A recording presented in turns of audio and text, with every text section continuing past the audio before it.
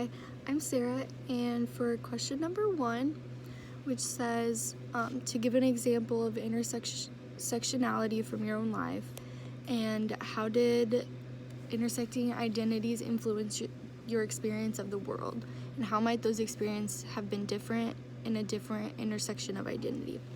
So,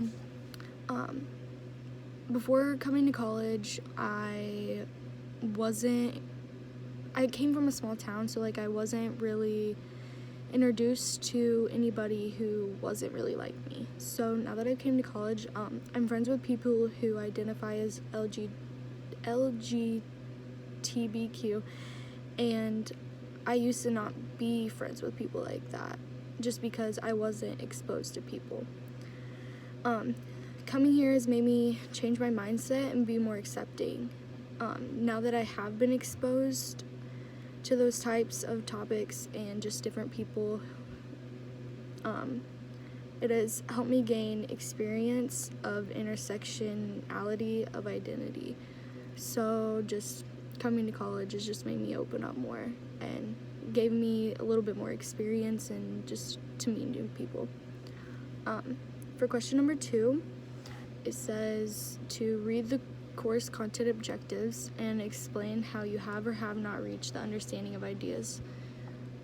So basically, I feel like I have reached the understanding of ideas in the course objectives, and I've done this from doing the community involvement discussion boards. The community involvement discussion boards, basically you just go out into the ISU community or even around ISU and just get out of your comfort zone and kind of just go to events. These made me step out and prepare me for being a more responsible citizen, as well as it helped me examine how people come together, just different types of people, no matter race, identity, gender, anything like that.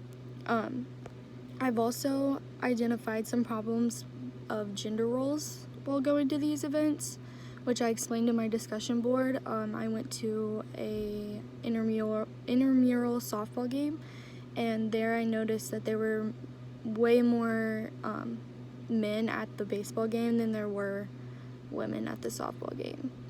That's just one thing I noticed about gender role.